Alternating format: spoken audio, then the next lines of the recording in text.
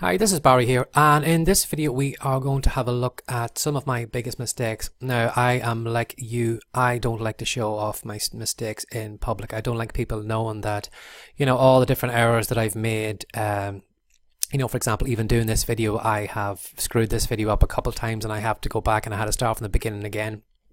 But unless I told you that, you wouldn't know. You would have thought that this video was perfect from start to finish and all those errors didn't happen. And so it is with your books too. A lot of authors, you're seeing the perfect published book at the end of the day. You're not actually seeing all the mistakes or all the errors or all the kind of tidying up and all the stuff that goes on in the background.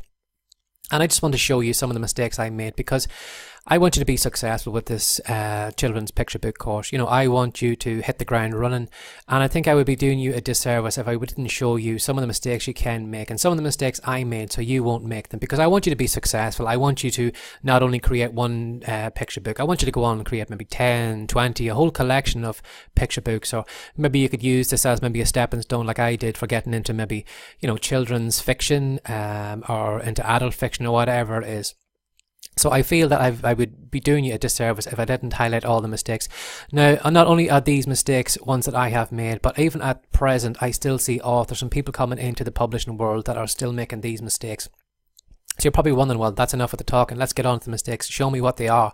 So, okay, I'll get to that. The first one I did mistake I made was putting it off, for weeks and months at a time, before I actually got the courage up to publish my first book. I used to work, as you've probably seen in the first video, I worked in that supermarket and I used to stack the shelves. So for, maybe for a year or so beforehand, or even months, like probably almost a year beforehand, I used to doubt myself that I could do it. Who am I to write a children's book? I used to think I needed permission from somebody. I needed a certificate from college. I needed a night class at least, or something that I could show to people and say, well, I deserve to be here. I deserve to be writing these children's picture books. I deserve to have my name in a book because I've got this certificate, I've got this diploma, or this teacher said I was a fantastic writer, and I never had any of that.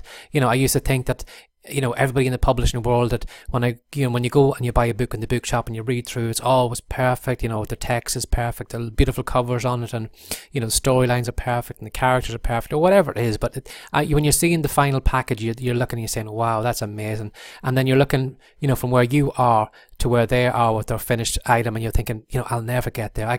I'll never have it perfect because I'll need to rework it over and over again. I'll need to do this and I'll need to do that. And I used to do that too. Like, my hard drive at the time, my computer was full of, half-written books and half-written half-drawn illustrations and all these different things because they weren't perfect enough. I needed to edit the text another time. I needed to just to jig around with that little image and make it far better. And the thing is, you're never going to have it perfect. Even if, as I said, like, even with those books that you buy in the bookshop, even with all the money that are thrown at those books, how they are, edited within an inch of their life. There's loads of people that study the text. You've been there yourself. You've read through maybe the text of one of those big, well-known books, and you spot a spelling error or a grammar error, and you say, wow, if these companies with all the money that they're throwing at their books can't get it right, you have an excuse for letting the odd mistake go through in your book, the odd kind of grammar mistake or the odd misspelling or something like that. And another thing that's probably what put me off too for the longest time, and may put you off too, is worrying what other people thought of me or thought of you. Like, maybe your family and friends, if you went to them and you said, wow, I've just published a children's picture book, and you're worrying about them buying it and then downloading it and then maybe having a chuckle behind your back saying, look, who does she think she is, or who does he think he is writing a children's picture book? That book was terrible. And I used to worry about that too. I used to worry about what people thought, and I used to worry about getting a bad book review. The thing is, like, I used to worry and say, well, none of us set out to create a bad picture book, or nobody sets out to create a bad movie, or nobody, sets out to create a bad piece of art. And sometimes it happens. And sometimes, what some people would say is a piece of junk, some of the people can say, wow, that is the most amazing thing I've ever saw. So it's something you're going to have to get over. You're going to have to, unfortunately, you're going to have to, to put that to one side, not worry what other people think of you. Just create your art, put it out there. Some people will like it, some people won't, and that is just it. So my mistake with the first one was for putting it off. If I had started earlier, I probably would have had more books out. I would have been more successful, and I would have gained more experience and probably build a bigger audience. And if I had done it, but I didn't. I put it off for the longest time. So I'm telling you now today, don't put it off a day later. Go through these courses, go through the videos and start straight away. Don't doubt yourself or think that you need this or you need that, or you're worrying what other people think. Don't put it off a day longer. Start today. The second mistake I made, and the second mistake I still see authors making at the moment, is spending money. That's why I created this children's picture book course, because I wanted people who had, this dream in them that they'd love to see themselves as a children's author, picture book author, and maybe they couldn't draw. And that's why I put this course together, because I wanted to show people how easy it is just for themselves to create their own picture books without needing an illustrator. In the beginning, I spent a fortune on images. Now, I don't know if you know the website shutterstock.com. But what you can do is you can go there and you can ready-made draw illustrations that were already drawn. And what I used to do was I used to go over to shutterstock.com and I would find maybe some artist on there who had created maybe a collection maybe of 10 images or maybe 20 images. And what I did, rather than going and writing a story and then creating the images, I actually worked backwards. So what I would do is I would find, or I used to find could find maybe 15, 20 images. And what I do is I would just kind of move the images around on my page and have a look and see and say, if I would actually work backwards, I would work from the pictures and create a story to go with the pictures. So which meant that all the pictures were perfect for my book because I was working backwards rather than going from the text to the images. I was going from the images to the text. So I used to spend a lot of money on Shutterstock over there. I used to spend, I don't know, maybe it could be maybe up to $100 or more just buying images and then trying to piece them all together and trying to create a book from it. And again, then after that, I wanted to go a little bit further. I went to a website called Upwork.com. Now what you can do is you can hire illustrators over there. So between those two websites, I was throwing a ton of money at it. I was, spending money I didn't have because I wanted to create the perfect book. And I find authors like that then too, they never kind of think about, how much money am I spending here? I need to throw a lot of money in this. I need to get a fantastic illustrator if I'm going to create a fantastic picture book. And I'm here to tell you, you don't have to, because I'm going to show you in this series of videos, how you can do it yourself. Even if you couldn't even, draw a straight line, I'm going to show you how you can create amazing pictures without needing an illustrator. And that, unfortunately, is what, a lot of people think, because if they're going to be a children's picture book author, they need to hire an illustrator and they need to spend a lot of money on getting images done. And I'm going to show you that you don't need to do that. You don't need to go to websites like Shutterstock.com or Upwork and hire an illustrator, that you can do it yourself.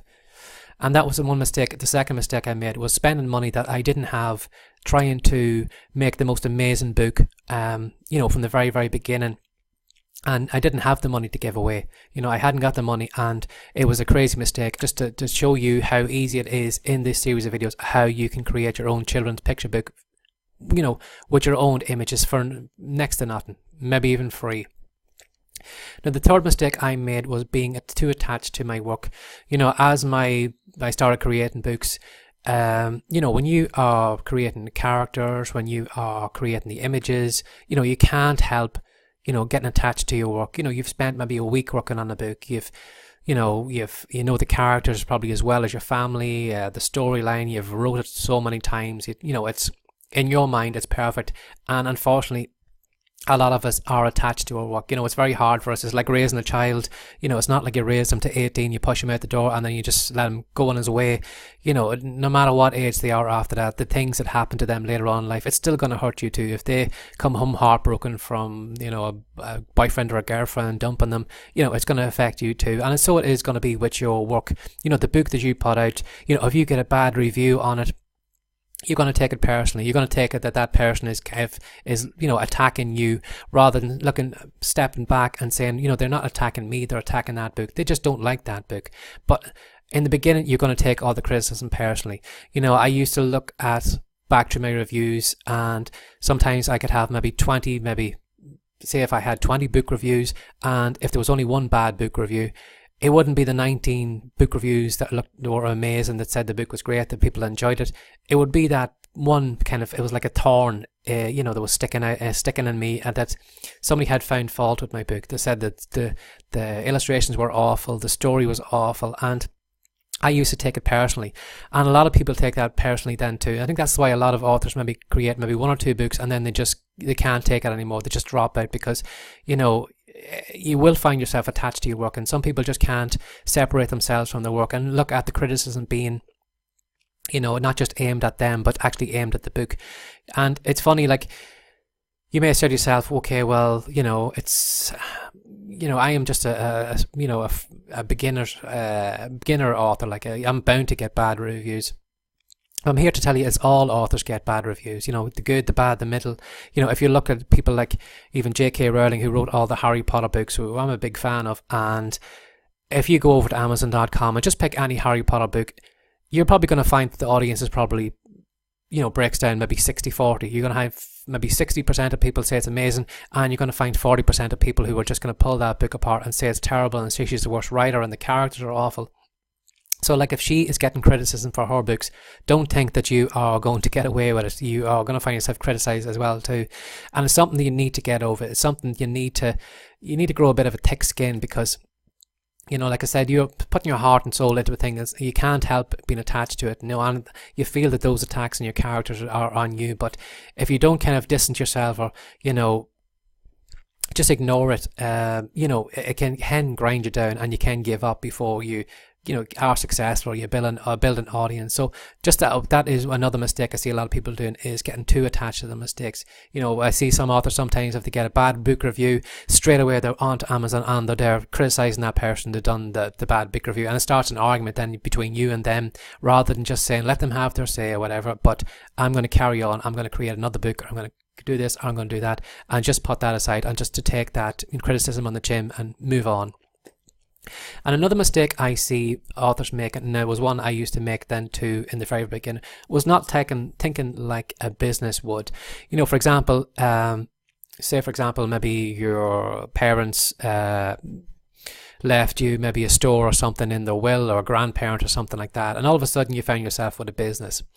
Now, with you having this business, you wanted to do well, you may advertise, or you may do this to try and get more customers in the door, or whatever it is, but that, like a weighing scales, the money on one side that you're spending, that you need to get it coming back in through the till, and that if you're spending too much on one side and you're not taking enough money in on the till, well, yourself that business is going to close. You can't keep it going for long, because think of it like a profit. If your business isn't making a profit, it's never going to last long.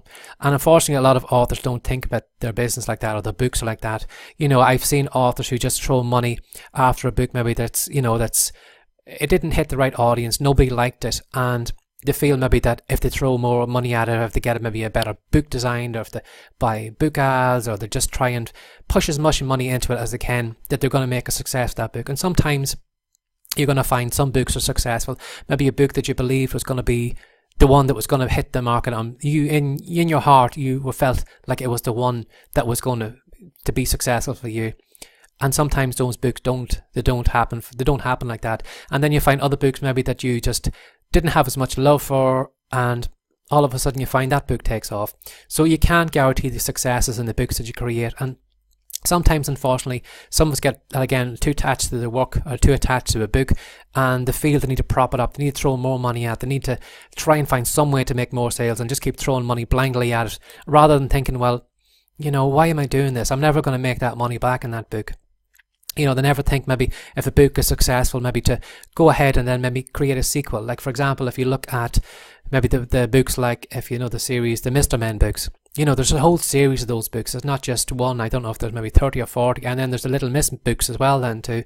Then you've got all the kind of the Paddington books. You have the Paddington Bear books. You have a lot of those books. You have the Winnie the Pooh books. They're all kind of in a series.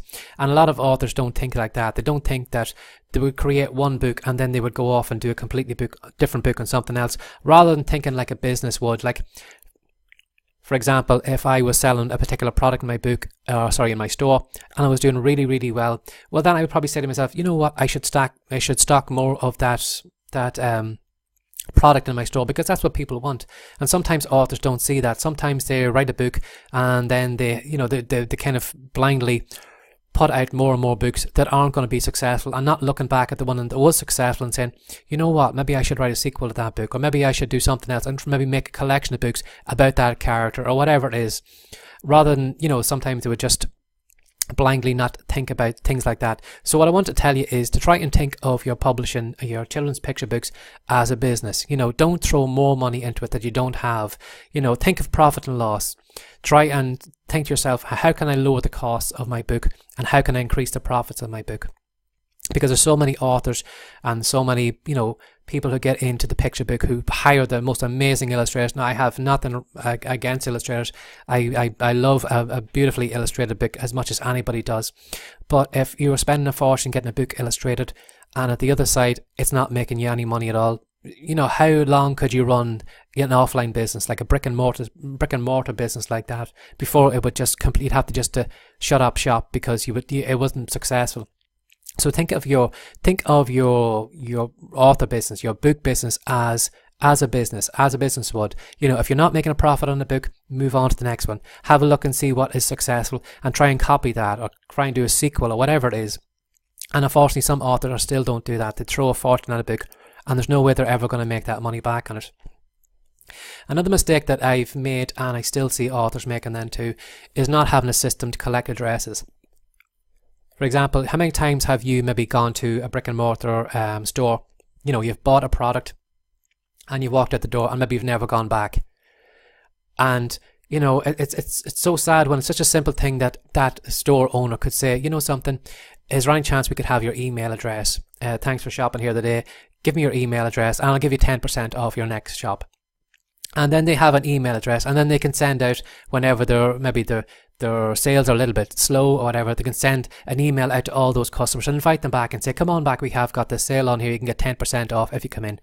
And a lot of authors don't think like that. They sell a book to that reader, and then that reader's gone, and then they are kind of chasing and hunting down the next reader, and then they're hunting the next reader down. So they're kind of selling one customer at a time, rather than thinking, something, if I had their email address, if I had some way of keeping in contact with them, I could follow up with them again and again and again, and I could say to them, I've got a second book coming out, would you be interested in it? I've got this book coming, or I've got that coming out, or whatever it is. And a lot of authors still don't do that. They sell a book to a customer or a reader and they forget about them, and then they go chasing down the next one. For example, if you just look at Amazon, what they had done when they started off, and the Kindle devices, like Amazon sold all those Kindle devices at a loss. They weren't actually making any money on them at all. And the reason they did that was because they wanted email addresses from all those customers. They could constantly advertise to those customers again and again and again. And if you have a Kindle device, yourself, there's always an ad coming up for either movies or book releases or something like that. And Amazon purposely did that by selling those Kindle devices cheaply, so that they could follow up with all those customers again. And again, they have your email address. So you probably know yourself, once Amazon has your email address, they're always promoting the next book, or they're promoting some sale, or they're promoting TVs, or promoting something to you, because they have your email address and they can keep in constant contact with you. And a lot of authors still don't do that. So that is one of the things you should think about when you are releasing your books. How can I get my reader's email address, or how can I get some way of staying in contact with them, so that when I have my second book coming out, I can just send them a quick email or whatever it is, and I can get right in front of them, rather than chasing another customer. Because at the end of the day, it's easier to sell to somebody who's bought off you before than trying to sell to somebody who maybe's never bought anything off you before. So it's a bad market mistake, and unfortunately a lot of authors make that. And I did that in the very, very beginning then too. I was hunting down readers constantly. I was looking for new readers, until I actually wised up, and I said to myself, why am I doing this? I should be going back to that other reader, and should be saying to them, what can I sell to you again? What did you like the last time? And then creating the book, they liked, resell it to them again. And, it took me a long time to get the sense to build an email list, to have a way of contacting them. It's just to recap and just go over those mistakes that I made, and mistakes I still see people making. Don't put it off a day longer. Start today. The best time, even though you may say yourself, well, everybody's creating children's picture books, or everybody's doing this, the best time to start is today, not a year from now. A year from now, you could have a whole collection of books done. And unfortunately, that's what I did. I put it off for the longest time. So I don't want you to do that. I want you to start straight away as soon as you watch these videos, or even just start working on your book as you're going through these videos, but don't put it off a day longer. And again, watch your expenses, your money in, your money out. That's why I created this course, was to try and get people to create illustrations for the book as little as possible. You know, think to yourself when you're creating your book, you know, is this a vanity project or is it a business that I'm starting? You know, is this book something that I have no problem spending maybe $1,000 on because it's only going to be my one book and I don't care, I'm never going to create another book, you know, so you can throw money on it because you know maybe you're never going to get that $1,000 back. If that's what you're going to do, that's fair enough, you know. But if you're trying to think long term, you know, I would like a business where I can create a children's picture book or some kind of picture book where I am making money on it. And, you know, I would like to maybe retire from the 9-to-5 job I have, or I would like this to come in as kind of supplementary income. You know, well, then you have to think like a business. You have to think in profit and loss. How can you lower your costs and how can you increase your profits? And as I said, you know, I still see authors making those mistakes, and they were all the ones I made in the very, very beginning. And because I've shown you that, you're already, you know, 99% ahead of authors out there, because, you know, the sell people, unfortunately, who are going to make these mistakes, who are going to spend money they can't get back, who aren't collecting email addresses for customers, and, you know, unfortunately their businesses and, you know, their writing careers are going to suffer because of it. So I hope you enjoyed this video. Again, you know, bear in mind what I've told you. Keep it in mind when you're doing your picture books, when you're planning everything out.